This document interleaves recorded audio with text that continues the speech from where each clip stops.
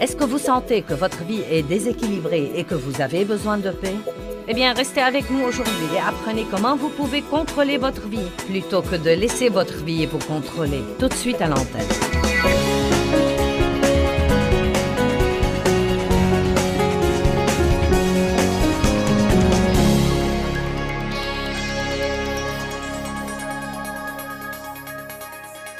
Quand Jésus vient vivre en nous, il vient vivre dans notre esprit. C'est la partie la plus profonde de notre être. Vous êtes un esprit, je suis un esprit, nous avons une âme. Nous vivons dans un corps. Vous voyez mon corps. Vous ne pouvez pas voir mon âme de vos yeux physiques, mais vous pouvez voir ce qui sort de mon âme, ou vous pouvez sentir ce qui sort de mon âme. Parce que votre âme est votre pensée, votre volonté et vos émotions. Elle vous dit ce que vous pensez, voulez et ressentez, mais elle ne vous dit rien sur Dieu. Si vous voulez savoir ce que dit Dieu, vous devez aller plus profondément. Vous devez apprendre à marcher dans l'esprit et à être mené par l'esprit, et non pas être mené par votre chair ou être mené par le diable. Le Saint-Esprit mène et guide. Le diable essaye de nous pousser, la chair essaye de nous pousser, elle essaye de nous forcer, de nous manipuler.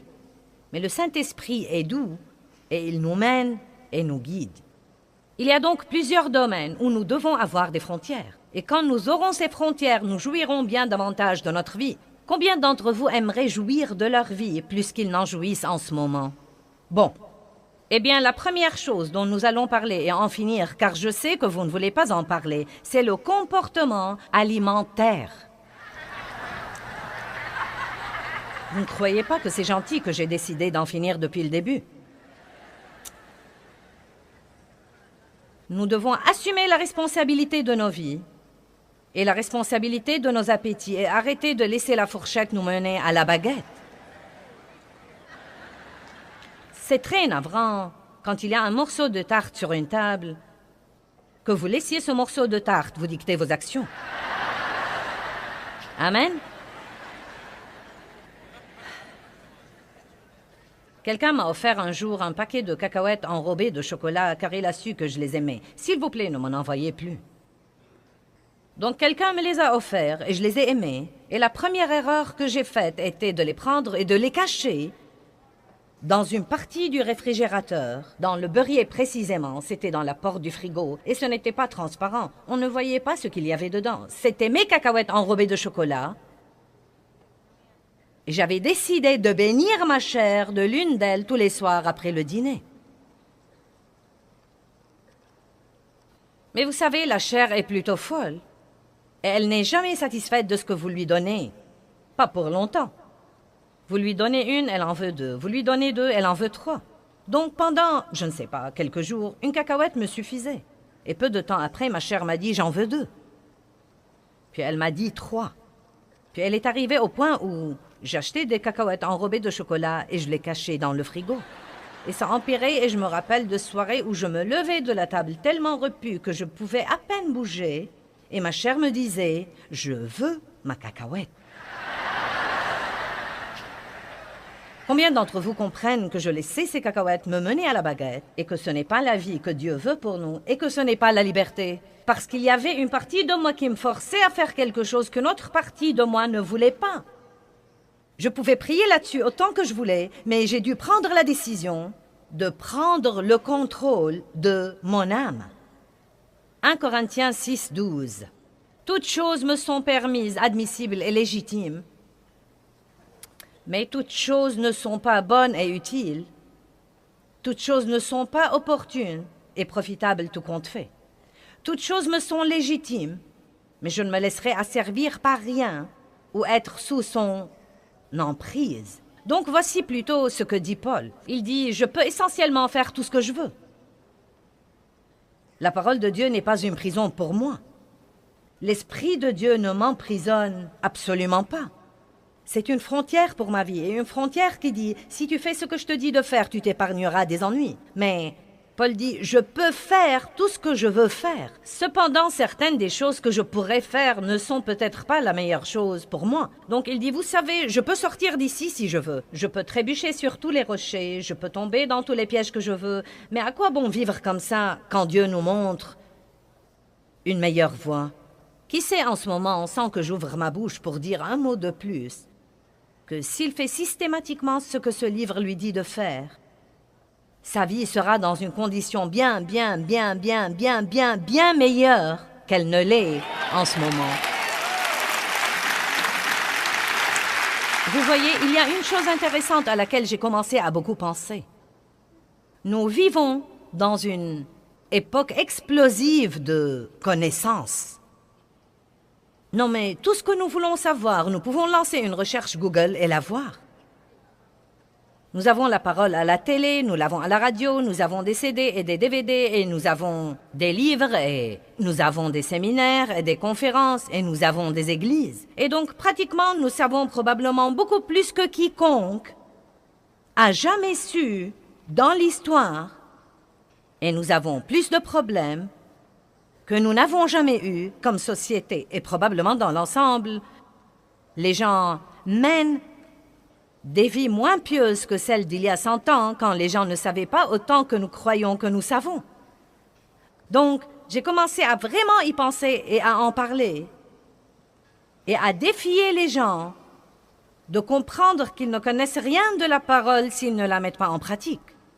Ce n'est pas parce que vous la soulignez dans votre Bible que vous la connaissez. Ce n'est pas parce que vous la surlignez en jaune que vous la connaissez. Le seul moyen de savoir que nous connaissons quelque chose, c'est de le mettre en pratique.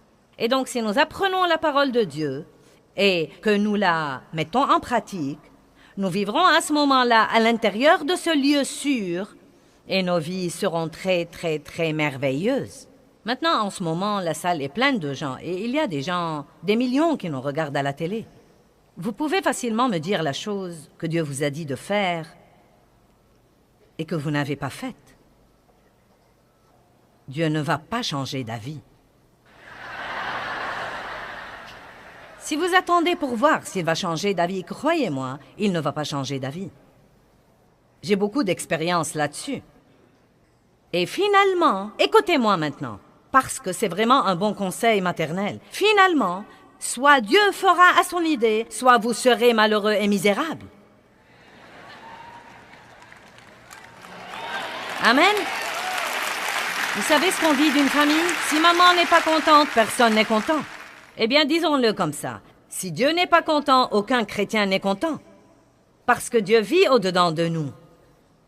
Et si nous voulons avoir la joie dans notre vie, nous devons faire tout ce qu'il nous dit de faire. Et j'espère pousser certains d'entre vous à dire ce soir, « Vous savez quoi, je ferai aussi bien d'en finir avec ça, et de le faire à la façon de Dieu, et d'aller de l'avant, et d'arrêter de lutter, parce que je suis malheureux. » Maîtrisez votre âme et contrôlez-la. Donc Paul dit, « Je peux faire tout ce que je veux, mais toutes choses ne sont pas bonnes pour moi. » Savez-vous qu'il y a beaucoup de choses que vous pouvez faire et vous en tirer et toujours aller au ciel?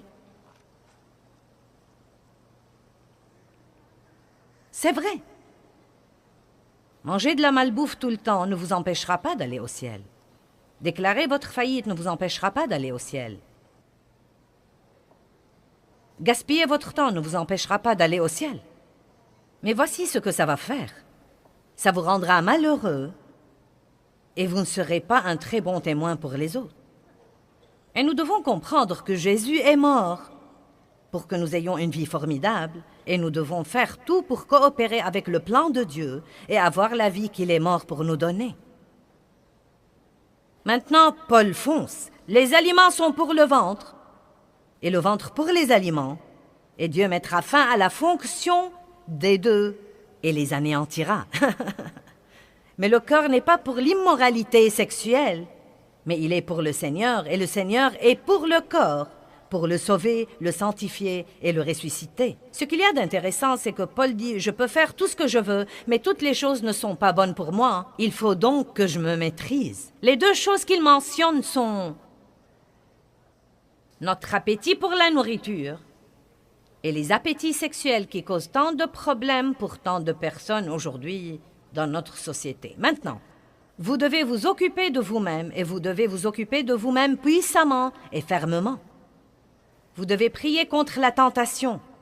Jésus a dit aux disciples, « dans le jardin. Priez afin que vous ne tombiez pas dans la tentation. Mais ils se sont endormis. C'étaient des chrétiens somnolents qui n'étaient pas agressifs et ne venaient pas contre les choses. Il y a des choses vraiment importantes et intéressantes dans la Bible, même sur l'appétit. Vous serez content quand j'aurai fini de l'appétit. Je n'en ai pas pour longtemps. Proverbe 23, 2 dit « Mets un couteau à ta gorge si tu es gourmand. » Or, je suis sûre que Dieu ne veut pas que nous nous coupions la gorge, mais il essaye de nous dire de ne pas manger outre mesure. Nous ne devons pas vivre pour manger, nous devons manger pour vivre, et nous devons comprendre que nos corps sont le temple du Saint-Esprit et faire attention aux choses que nous y introduisons. Certains font plus attention à l'essence qu'ils mettent dans leur voiture qu'aux choses qu'ils mettent dans le temple de Dieu.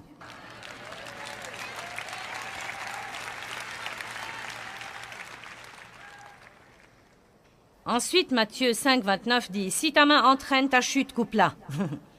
Si ton œil entraîne ta chute, arrache-le. » Là encore, il ne nous demande pas de couper notre main et d'arracher notre œil et de couper notre gorge. Mais pour moi, ce qu'il dit, c'est « Écoutez, vous devez vous maîtriser. Je vais donc partager avec vous certaines frontières que je me suis imposées dans certaines de mes habitudes alimentaires. Et peut-être que cela vous aidera. Peut-être que vous espérerez vous lever un jour et ne plus vouloir le truc. Ça ne va pas arriver. Peut-être que vous espérez vous lever un jour et ne pas avoir faim. Eh bien, ça ne va pas arriver non plus. Vous devez donc prendre des décisions si vous voulez vous sentir mieux. Combien d'entre vous voudraient se sentir bien quand ils vieilliraient? Ça dépend en grande partie de la manière dont vous vous occupez de vous-même en ce moment. Vous pouvez boire du soda toute la journée et du café toute la journée. Et plus vous vieillissez, plus votre peau va s'abîmer. Mais si vous buvez beaucoup d'eau propre et fraîche, vous serez absolument stupéfié de la beauté de votre peau. Pas seulement maintenant. Vous serez stupéfié de votre énergie. Et je n'essaie pas ce soir de vous donner une leçon de santé. J'ai plein d'autres choses dont je veux vous parler. Mais l'eau constitue 70% de votre corps. Et si vous n'en buvez pas assez, il n'y a pas une cellule ou un organe dans votre corps qui fonctionnera de la façon dont il est censé fonctionner. Eh bien, je n'aime pas l'eau. Eh bien, apprenez à l'aimer. Buvez-la jusqu'à ce que votre corps stupide vous dise « donnez-moi davantage ». Votre corps veut la chose à laquelle il est habitué, donc c'est parti.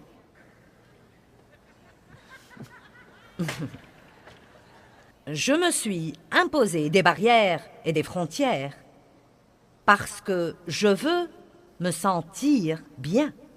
Je ne veux pas me sentir fatigué tout le temps. Je ne veux pas me sentir mal tout le temps.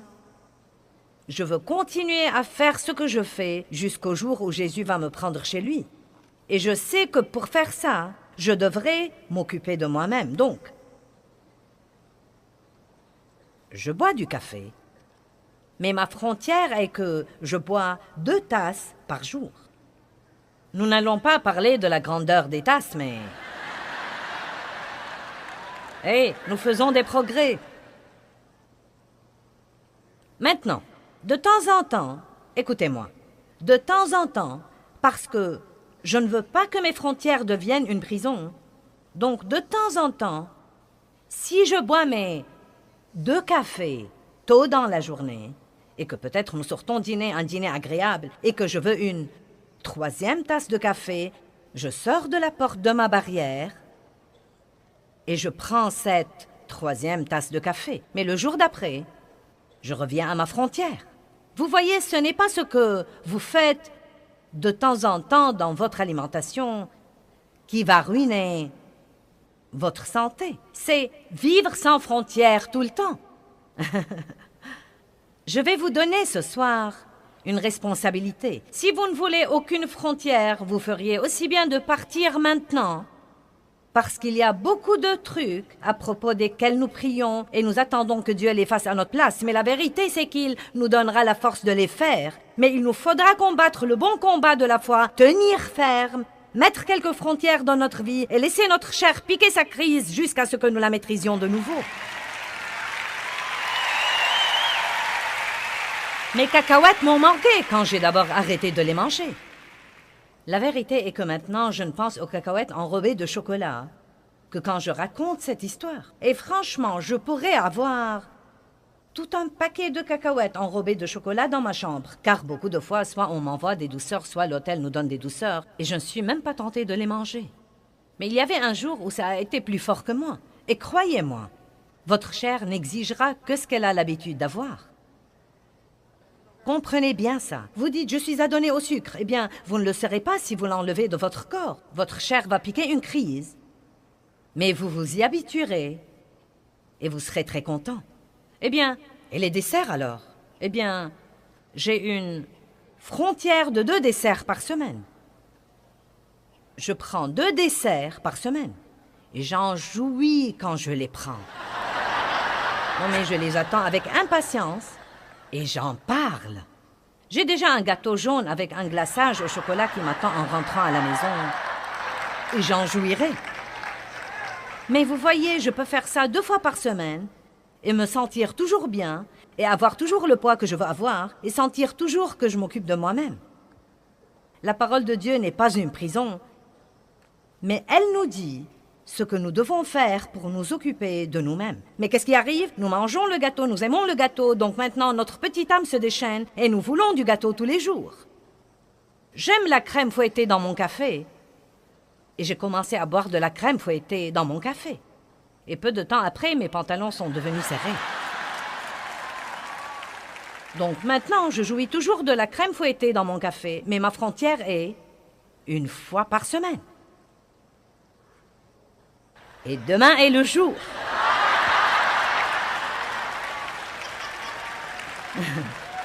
Et vous savez quoi? Une des choses que j'ai apprises, vous devez être intelligent. Vous voyez, quand je fais ces conférences, je travaille vraiment dur.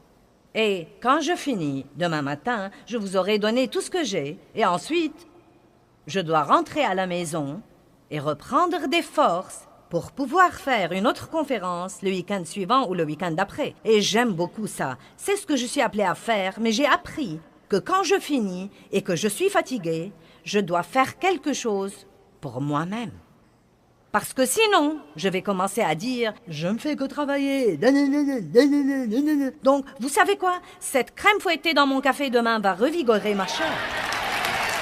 Et ce petit peu de gâteau va revigorer ma chair. Mais je reviendrai ensuite tout droit à ma frontière, car je ne veux pas avoir une âme déchaînée. Allez, est-ce que quelqu'un est avec moi ce soir? Je ne vis pas dans une prison où tout ce que je fais tout le temps, c'est de me priver. Mais je refuse à mon âme le droit de me dominer et de me mener à la baguette tout le temps. Et je crois vraiment que nous sommes tellement excessifs. Soit nous ne faisons rien, soit nous faisons tout. Si je goûte à un biscuit, j'en mangerai une douzaine. Non, ce n'est pas vrai. Vous n'êtes pas censé vivre comme ça. J'aime beaucoup les pâtes et je pourrais en manger tous les jours. Mais j'essaye de me limiter à 1 fois par semaine. J'essaye de boire 3 litres d'eau par jour, mais je commence à sentir que je vais me noyer. Je ne sais pas, c'est beaucoup trop. Mais on me dit que parce que je voyage beaucoup et que je parle beaucoup, je dois boire alors au moins 3 litres et demi d'eau par jour. Quand je voyage et que j'ai beaucoup de décalage horaire, je dois parfois prendre des somnifères pour pouvoir dormir la nuit. Mais vous savez quoi? Je n'en prends pas plus de 2 nuits de suite parce que je ne veux absolument pas m'y adonner. Maintenant, peut-être que certains d'entre vous doivent prendre des somnifères tout le temps. Ce n'est pas une session pour vous donner mauvaise conscience, mais j'essaie juste de vous faire remarquer que nous ne devons pas former des dépendances et que si nous nous imposons des limites, notre âme ne pourra pas nous dominer ou nous contrôler. Maintenant, là encore, ce n'est pas une session de critique. Certains d'entre vous sont peut-être obligés de faire quelque chose pour différentes raisons. J'utilise ceci comme un exemple, car c'est une des choses pour lesquelles j'ai mis une frontière. Et je veux que vous commenciez à vous demander, eh bien, quel genre de frontière personnelle est-ce que j'ai? Est-ce que je mets toujours une frontière, puis je l'enlève quand elle devient inconfortable?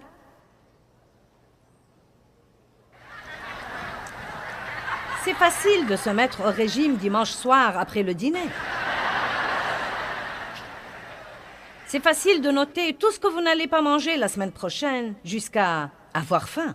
Donc, pourquoi ne priez-vous pas là-dessus? Imposez-vous des frontières sur votre alimentation. Cela ne veut pas dire que nous ne pouvons pas jouir de la nourriture. Dieu a mis la nourriture sur terre pour que nous en jouissions, mais nous ne voulons pas qu'elle nous domine et devienne notre patron.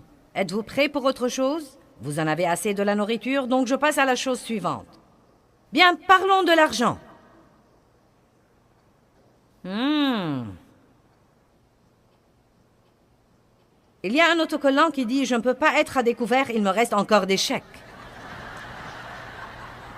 Et malheureusement, c'est le style de vie de beaucoup de gens. C'est à peu près tout ce qu'ils savent sur leurs finances. Il y a des gens qui font des chèques tant qu'ils en ont. Ils ne savent pas si leurs chèques sont sans provision.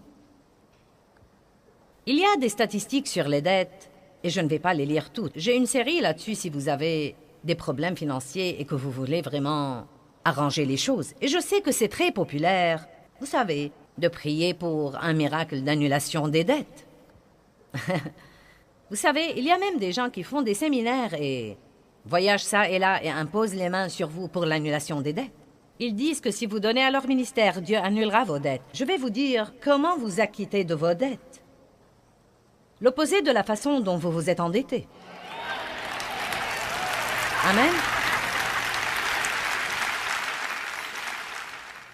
Vous avez trop dépensé et vous vous êtes endetté. Maintenant, il faut que vous dépensiez moins pour vous acquitter de vos dettes. Amen.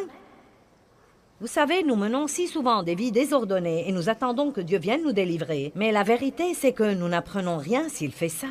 Or, Dieu est un Dieu qui fait des miracles. Et je ne dis pas qu'il ne fera pas un miracle pour vous acquitter de vos dettes, mais je veux vous dire ceci. Et je le crois de tout mon cœur. Si nous faisons ce que nous pouvons faire, Dieu fera ce que nous ne pouvons pas faire. Mais si nous ne faisons pas ce que nous pouvons faire, donc Dieu ne fera pas ce que nous ne pouvons pas faire. La graine que nous semons, c'est de faire la partie que nous pouvons faire. Et donc, si vous êtes endetté, vous devez demander à Dieu de vous montrer la façon dont vous gaspillez l'argent et les endroits où vous dépensez votre argent. Si vous ne pouvez pas contrôler les cartes de crédit, vous devez arracher cet œil-là, couper cette main-là. C'est exactement ce dont parle ce verset dans Matthieu. Si votre carte de crédit entraîne votre chute, coupez-la. Si vous... si vous ne pouvez pas vous débrouiller, si vous allez au magasin et qu'il y a un tas de trucs en solde dont vous n'avez pas besoin, mais vous ne résistez pas à la pancarte 75% de remise parce que vous avez une âme déchaînée, peut-être que certains pensent, je croyais que nous assisterons à une réunion religieuse. C'est précisément le genre de truc dont nous devons parler à l'Église. C'est pourquoi les vies des gens sont un tel gâchis, et c'est pourquoi ils ne sont pas heureux. Et Dieu parle de ce genre de truc. La Bible dit, celui qui emprunte est l'esclave de celui qui prête, et que l'avidité vole la vie des personnes avides. Nous devons arrêter de vouloir tout ce qu'il y a dans le monde, et de le vouloir parce que quelqu'un d'autre l'a, et vouloir encore, et encore, et encore, et être prêt à faire n'importe quoi pour l'avoir. Je me demande combien de gens, même ici ce soir, se tuent pratiquement dans des travaux supplémentaires et des heures supplémentaires et ont beaucoup de pression dans leur vie et peut-être prennent des pilules pour les nerfs à cause de toute la pression sous laquelle ils sont pour posséder une maison qu'ils n'habiteront même pas.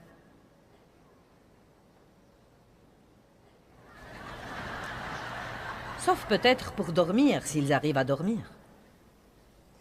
Je me demande combien de gens prennent 3 emplois pour envoyer leurs enfants à l'université alors qu'ils ne prennent même pas la peine de leur parler.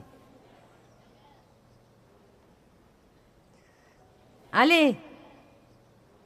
Je ne dis pas de ne pas les envoyer à l'université, mais un temps avec vous serait plus important que de prendre 3 emplois pour leur donner ce que tous leurs amis ont et finir par ne pas même les connaître.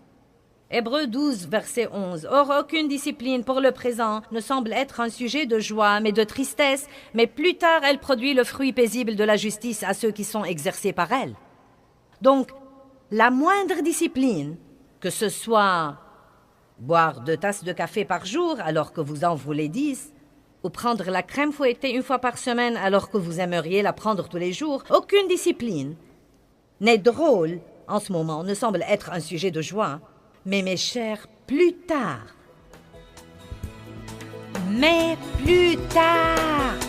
Amen.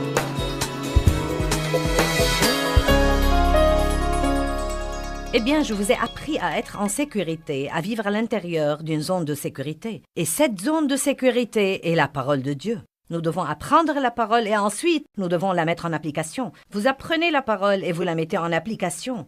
La connaissance mentale à elle seule ne vous sert à rien. Vous devez la mettre en application. Mais je peux vous assurer que Dieu vous réserve une vie merveilleuse, mais il veut que vous coopérez avec lui pour la voir se réaliser. Dieu a un rôle et vous avez un rôle. Il vous aidera toujours à jouer votre rôle, mais il ne le jouera pas à votre place.